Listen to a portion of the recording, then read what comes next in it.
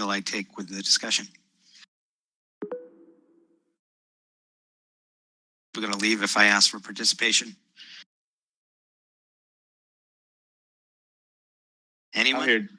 I'm here to learn more about the appeal of Virbela to companies of just different types of companies, Sure. right? Because my only experience with it really is just through EXP. So it makes total sense on the real estate brokerage side.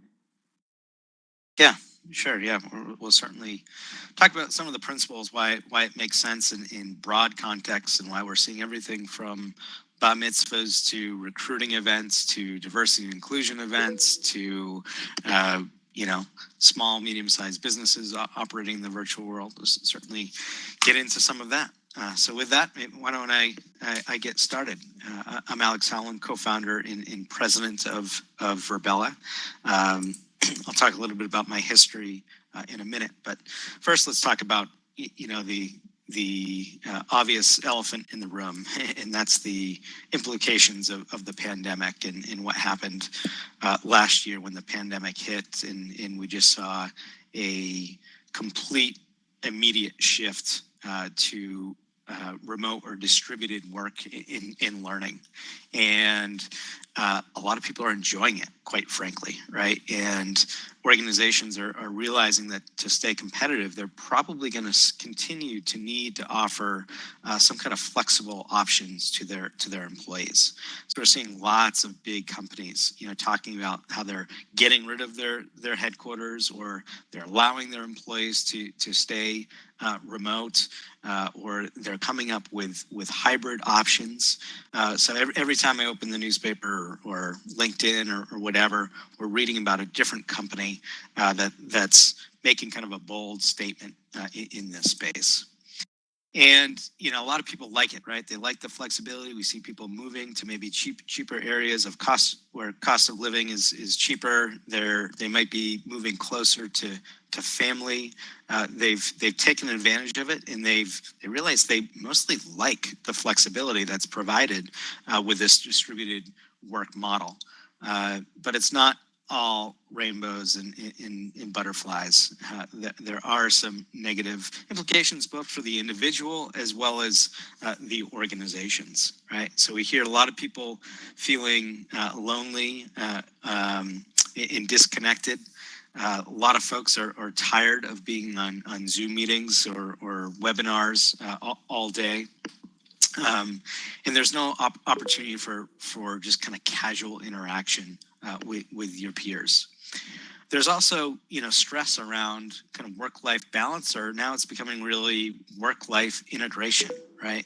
A mix of work a little bit now, maybe take your kids to school, maybe, take care of an elderly parent, and then come back to work, maybe put kids down for bed, and then answer some emails, late in the night. So there's this stress of like, how do I balance it all? And how do I know if I'm doing a good job? Before I was in the office, whether I was actually doing something there or not, I was present, right? I was going to count in my attendance record, and I'm off and running. But now there's more complexities. And from the organization standpoint, it's like, okay, shoot, I don't know how to do this. How are we going to do this successfully? What are the implications from a culture standpoint?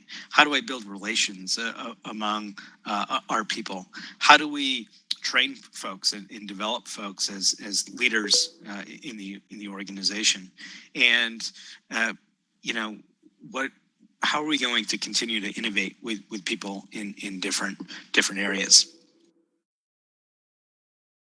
So my background in research, we started Virbela back in 2012 is when we officially got the grant. I saw Ron Rembish, my co-founder, actually just popped in the room in the front row here. Ron and I are organizational psychologists by background. I was actually pursuing my PhD. And we got a grant from GMAC, the owner of the GMAT exam, to get into business school to start Virbela. And the original idea was that we could use virtual worlds to bring MBA students together from different parts of the world and put them through simulations. So in the last session, we were talking about team building activities. There, we were creating assessment centers where we bring high potential leaders through simulations, and based on their behaviors in those simulations, we gave feedback on things like their leadership skills, their business acumen, their emotional intelligence, how they handled stress. And we said, hey, you know, these simulations are pretty rudimentary in the real world, but if we were to build them in a virtual world, you know, they could actually be greater fidelity. We could start to train the software to do some of the assessment for us and feedback to the participants, and we could really grow cultural intelligence because we could bring people in from different parts of the world to interact with each other in a global, given today's global economy. So those are some of the kind of the founding principles of Virbela: the importance of experiential learning, the importance of autonomy and giving people option to go and interact with the folks that they want to interact with. This idea of community in learning as a community were really important principles. So I just hit on some of this, but you know, some of the initial things we actually built in, you know, some pretty complex business simulations into the environment, and we had MBA students from all over the world participating, actually for $50,000 at one point. We had 32 MBA students where we put them on teams where no two people were from the same country or the same university. And they participated in an automobile simulation over 16, you know, game hours, if you will. And we had an organizational psychologist in the room and observing behaviors, observing personality, observing business acumen. And in a lot of ways, it was like watching reality TV. We had people screaming at each other who had never met before. We saw group avatar hugs. We saw people going behind each other's backs and manipulating the simulation without their teammates knowing. So it was actually pretty powerful that we saw, wow, we think we're seeing pretty natural kind of real world behaviors in this virtual world. And this could be an impressive place for learning and development in developing leadership skills. Well, fast forward to 2021, and we've pivoted a bit along the way. We pivoted mostly because of EXP Realty. EXP Realty extended our vision beyond what we originally thought, just as a place for leadership development, but actually as a place that replaced, right, augmented brick and mortar offices, a place where an entire business could run. And that's what's led us here to today, where we can support these really large campuses of communities, right, for work, for learning, in events, and we can hold, you know, mass scale within the platform. So it's been an interesting, you know, kind of pivot over the course of the years, but the importance of communities of learning and experiential learning are still quite important to, I think, the foundation of Virbela today. And this, you know, hits on that pivot again, to think of the growth that EXP Realty has experienced in the platform is just incredible, right? So our hope is that we have hundreds, if not thousands, of other organizations growing the way EXP has on the platform in worlds that look quite similar to EXP World. And it's so impressive, and I say this, I think, every time I get on stage at an EXP event. EXP Realty isn't being innovative in real estate. They're being innovative across all sectors and all organizations across the world. What EXP has been able to do in running their operations out of a virtual world has gotten the attention of Harvard, right? This is a HBS article written on how EXP has been able to be so successful in a virtual environment, and how no other company in the world has done it in the way EXP has. And it's a way that supports both the people, but also it makes a business model that's really possible, right? The financial model of EXP just doesn't really work without saving so much on brick and mortar and having this central virtual place for community and connection. So again, what are some of those underlying principles that are quite important or challenging to think about working and learning in virtual spaces? In some of those we've already touched upon, this lack of social and spatial presence, the missing human connection and that really sense of community. We'll talk a little bit about the importance of psychological safety in work environments, and then also learning challenges when you're remote, both from a experiential learning standpoint as well as building communities of learning. So as we dive into these, we think of the importance of social and spatial presence, right? We have social cognition, we have spatial cognition, we show up and we have this sense of togetherness, which is really important and really dynamic if you think of the way that we interact in the physical world, right? We have these spaces that give us cues of how we're supposed to act. They give us chances for encounters that we are never going to have on a Zoom call or webinar, because we never schedule the Zoom call or webinar to run into those specific people. So these chance encounters are missing in working remotely that become quite challenging. We also have routines and habits that we get associated in the physical world. Anyone in here who's been in many EXP rooms always sit in the same seat? You raise your hand if you often sit in the same seat or near the same seat. Seeing a couple hands go up, right? So we have these natural tendencies for routines and kind of territorial about our space and how we treat our space, but that gives us comfort and it helps us set in our routines and focus on the work or the learning that we're trying to achieve. And those are really often missing in remote work. We're also missing this human connection, right? Where the research is saying, a lot of people are reporting really just loneliness that can lead to even depression. There's also this, if I'm not as connected with my community, I might lack empathy for the folks I work with, which is going to have negative implications in terms of relationship building, in terms of ideation, in terms of making a happy place to go to work each day.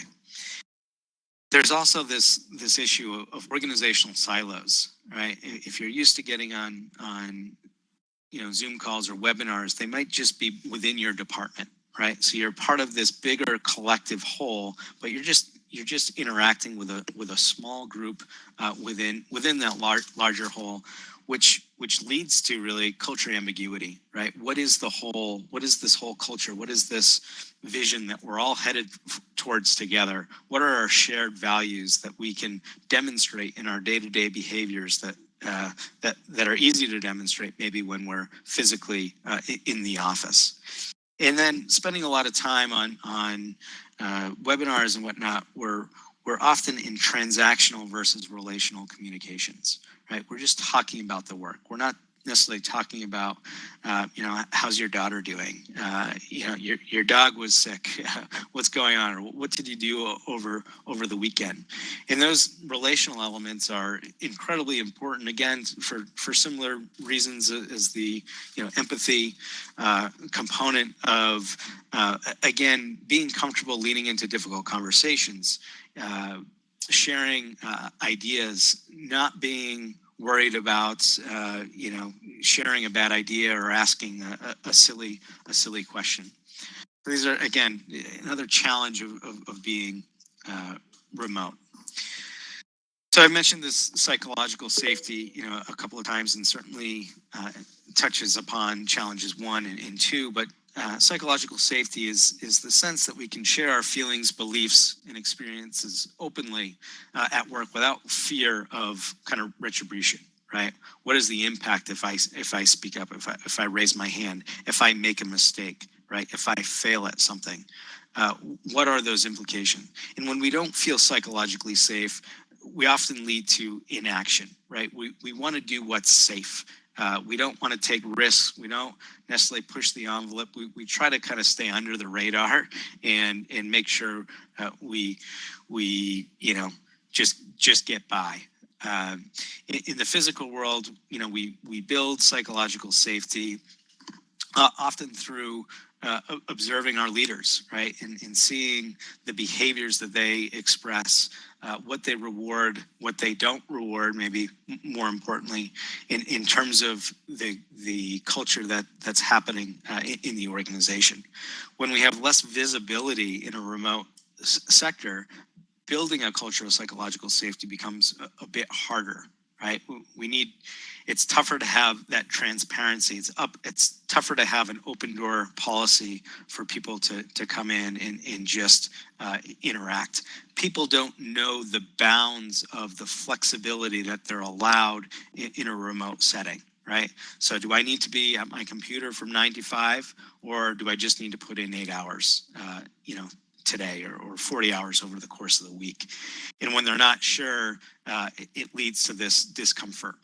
Also, we talked about when your butt's in the seat, in the office, your boss knows you were there, right? A lot of folks have, insecurities about, am I being productive enough? Does my boss see my contribution? And it's part of the reason why we're actually seeing people being more productive in a remote setting is actually because of some of their insecurities of, am I doing enough? Right, so they're working longer hours than they would be, if they were in the office.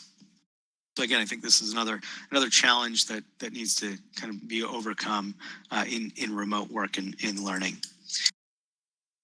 And then supposed to be challenge number 4, but there's some learning limitations as well, and this is where EXP I think really shines. It's tough to create communities of learning virtually. So big believer that we learn more from our peers than we often do, the person at the front of the room. Right. With our peers, we're not afraid to ask the silly question. There's more informal times to bounce off questions. There's, masterminds that kind of self-form and those sorts of things, and real opportunity for the community to grow together. Often in a remote setting, we just don't have access to community. Right. We get on webinars and it's one directional. Right. It's just the folks at the front of the room talking to kind of the masses. There's no real community feel. We don't have autonomy to go and interact with the folks we want to interact with. It's tougher to job shadow as well. And then we hit on earlier, the importance of experiential learning.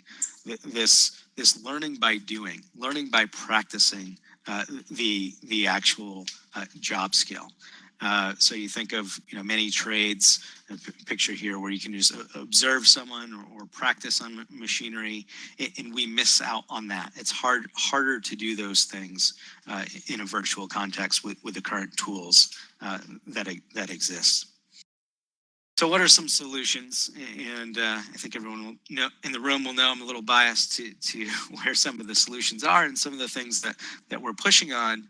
But if you have kids or if you're an adult gamer yourself, this idea of social and spatial presence is right there in front of us, right? With games like Minecraft, Roblox, and Fortnite that your kids are already doing and spending some considerable time.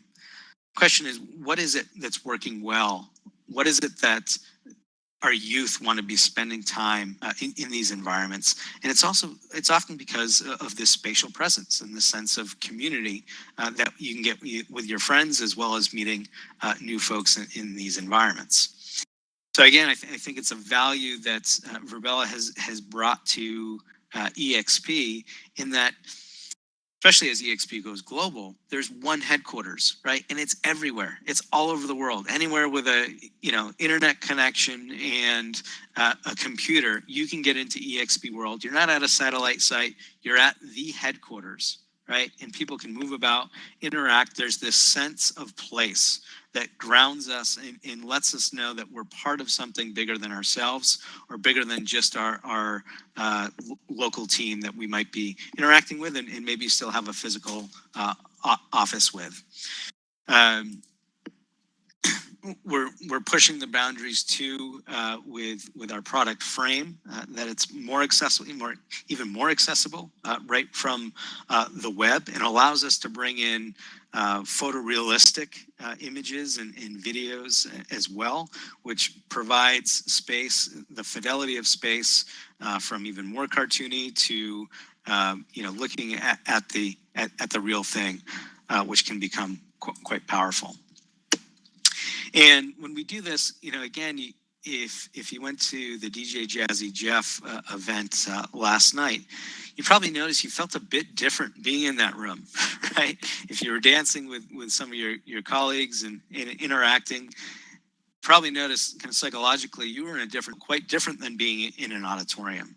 It probably felt comfortable dancing and giggling with your friends or colleagues and guessing and busting a move with him that have this different impact on us in terms of space. Whereas we're here in the auditorium, right? It's a different feel, right? We have this sense of, okay, I'm gonna find a seat. I might want to sit in the front of the room. I might want to sit in the back of the room. But I'm going to get comfortable and I'm going to have a feeling that it's likely the presenter reaching out. Maybe we'll get an opportunity to ask questions or speak up. But for the most part, we might be in listening mode. These visuals give us cues of the behaviors that we're supposed to interact with.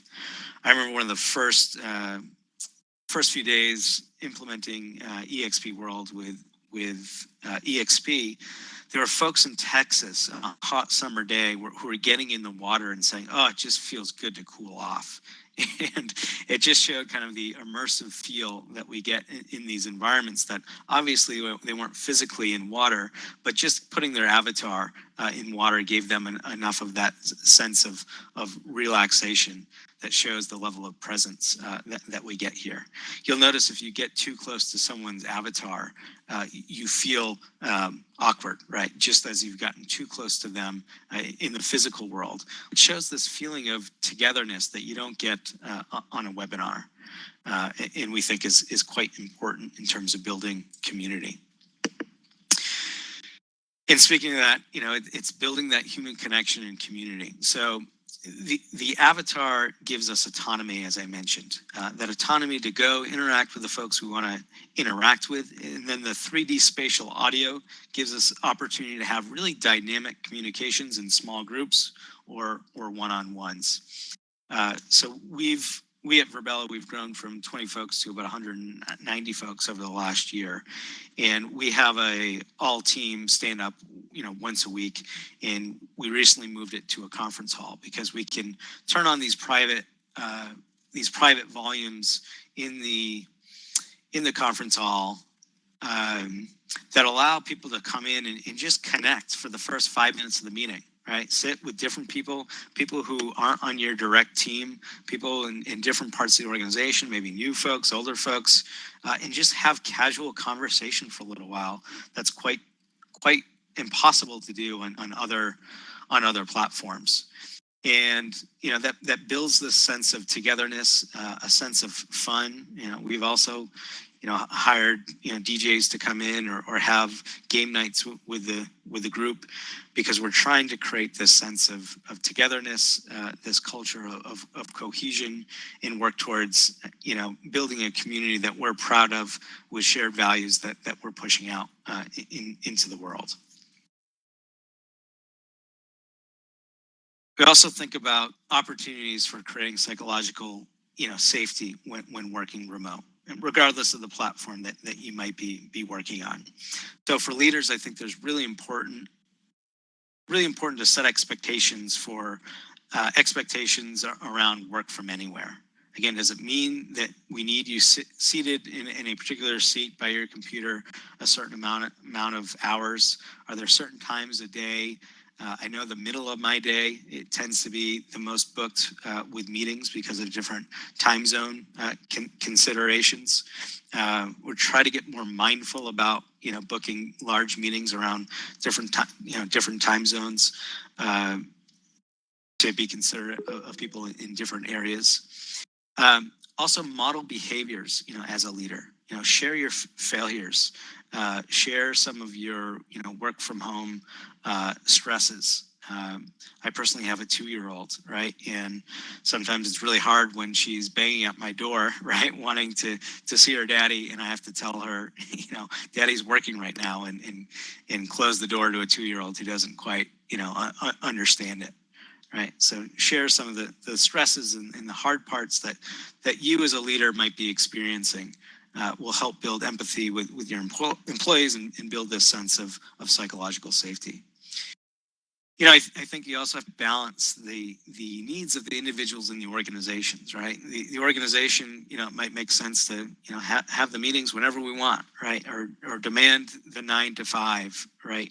Butts in seats.